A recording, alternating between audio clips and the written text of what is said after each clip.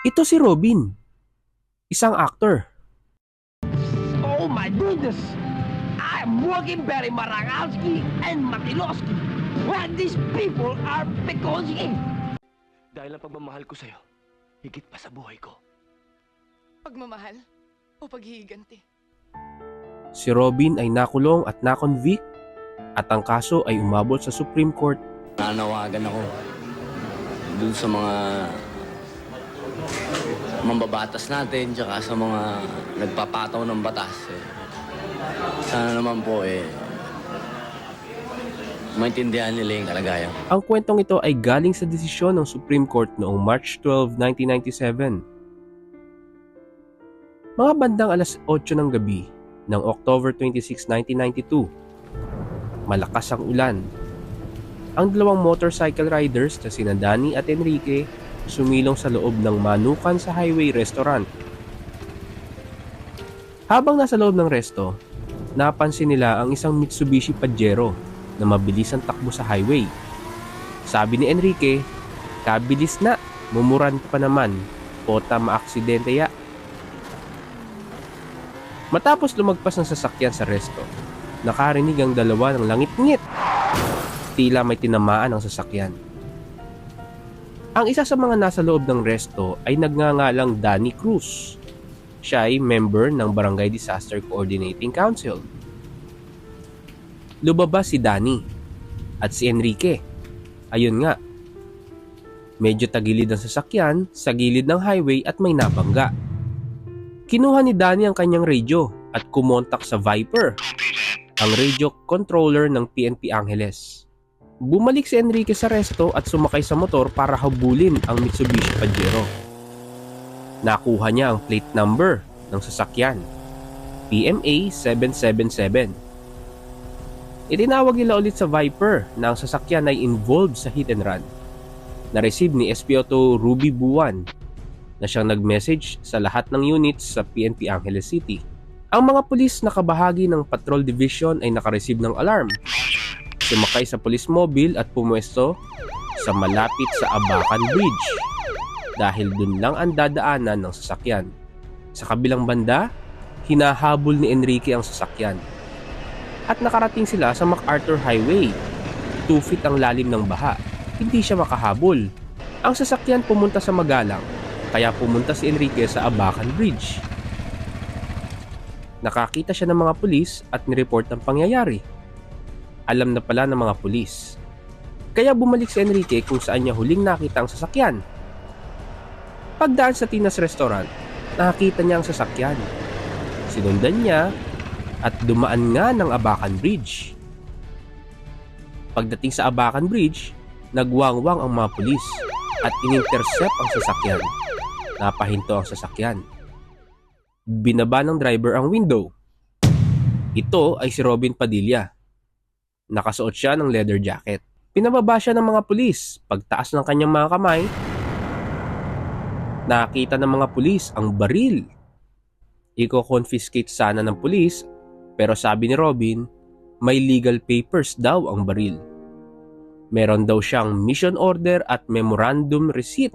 Kinuha ng pulis ang baril at nakitang may 6 na bala sa loob. Galit na dininay ni Robin ang hit and run incident. Kahit na itinuturo ng mga pulis yung mga tama na sasakyan niya sa railing at sa hood. Sa time na ito, dumadami ng mga tao sa paligid. Ang ginawa ni Robin, kinamayan ng mga tao at tinuturo ang isang pulis. Yan, kinuha ang baril ko. Dahil maiksi ang jacket ni Robin, lumabas din ang magazine ng Armalite rifle na nakalagay sa right back pocket niya. Chinek ng mga pulis ang sasakyan. Pag-check nila sa driver's seat, nakita nila ang isang BB Armalite na may long magazine na naglalaman ng live bullets in a semi-automatic mode. Galit na sinabi ni Robin na nasa bahay daw ang papers ng mga baril. Binasahan ng Miranda rights si Robin at inaresto on the ground of illegal possession of firearms. Dinala si Robin sa Traffic Division sa Jake Gonzalez Boulevard. Dito, sinurrender niya ang ikatlong baril, isang Pietro Beretta pistol, loaded ng 7 live bullets. Sinurrender din niya ang isang black bag na naglalaman ng 2 pang long magazines at isang short magazine. Tinransfer si Robin sa Police Investigation Division sa Santo Rosario Street sa gilid ng City Hall Building. During the investigation, sinasabi ni Robin na ginagamit niya ang mga baril for shooting since siya ay artista. Pero hindi siya nakapag-produce ng any permit to carry sa 3 baril na nakuha sa kanya. Naglabas ang Record Branch of the Firearms and Explosives Office. Ang 3 baril hindi registered kay Robin Padilla. In-order ng RTC ng Angeles City na arestuin si Robin, pero nag-grant ang kanyang application for bail. Inarraign si Robin. At dahil tumanggi siyang mag-plea, not guilty ang inilagay. Ang hatol ng RTC, convicted.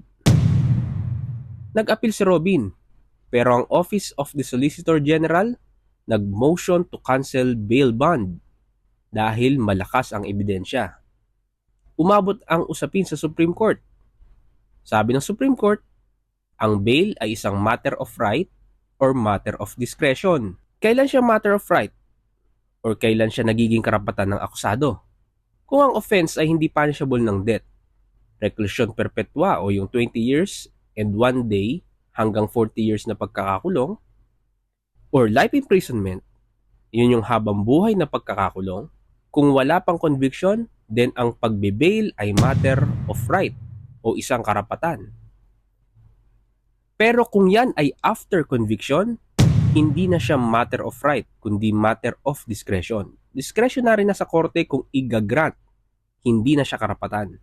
In case na ang punishment ng RTC ay pagkakakulong ng higit sa 6 years at nakitang ang convicted ay gumawa ng mga bagay under Rule 114 Section 5, ide-deny ang kanyang bail at mawawala ang pagka-discretionary niya.